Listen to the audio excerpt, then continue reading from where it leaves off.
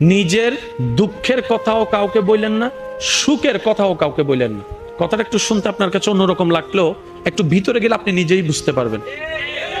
আপনি নিজের মনের দুঃখ কষ্ট সহ্য করতে না পেরে হালকা করার জন্য যাকে বলছেন, মনে রাখবেন আপনি তার কাছে কিন্তু কোনো না কোনো ভাবে একটু ছোট হয়ে যাচ্ছেন।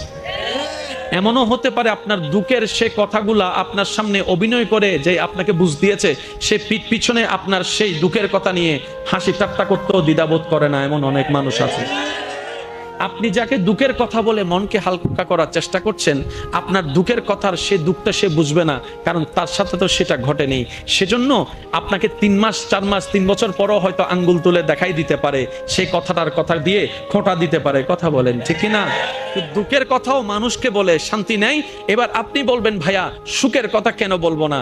আমি বলি কি ভাই, দুঃখের কথা শোনালে যেরকম মানুষ দাম দেয় না, সুখের কথা শোনালে মানুষ বদনজর লাগাইয়া সেটাও নষ্ট করে দেয়। কথা বলেন ঠিক কিনা? সেজন্য আমি বলার চেষ্টা করি, যখন বেশি দুঃখ হবে অন্তরে, অন্তর বেশি ব্যথিত হবে, অন্তরে প্রচুর পরিমাণ কষ্ট হবে, কোনো প্রকার চিন্তা করা ছাড়া, কারোর সাথে আলাপ আলোচনা করা ছাড়া যাই নামাজটা বিছান, রবের দরবারে সিজদায় চলে যান। সুবহানাল্লাহ।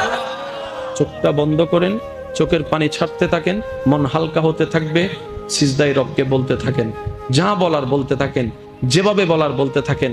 মনে রাখবেন আপনার সেই মনের বেতার ভাষা হতে পারে আপনার রক্ত বুঝবে না, আপনার ভালোবাসার মানুষ বুঝবে না, আপনার প্রিয় মানুষ বুঝবে না, কিন্তু আপনি যেভাবেই বলেন না কেন আপনার প্রত্যেকটা শব্দ আপনার রব্বুল আলামিন বুঝবে। সুবহানাল্লাহ। আপনি যখন ওনাকে দুঃখের কথা বলবেন, উনি আপনার দুঃখটাকে হালকা করে দিবে। সে দুঃখের খবর প্রকাশ করে আপনাকে কখনো বেইজ্জত করবে না। আর আপনি যখন সুখের খবর পেয়ে রবের দরবারে সিজদায় চলে যাবেন, তখন আল্লাহ তাআলা খুশি হয়ে আপনার সুখটাকে আরো বাড়ায় দিবে। লা ইন শাকারতুম লা আযীদান্নাকুম আয়াতের উপর আমল হয়ে যাবে। আপনি শুকরিয়া করতে থাকবেন, সুখটাকে বাড়তে থাকবেন, সুখের কথা বলতে থাকবেন, রব্বুল আলামিন দেখে দেখে আপনার সুখও বাড়ায় দিবে, শান্তিও বাড়ায় দিবে। বলেন না সুবহানাল্লাহ।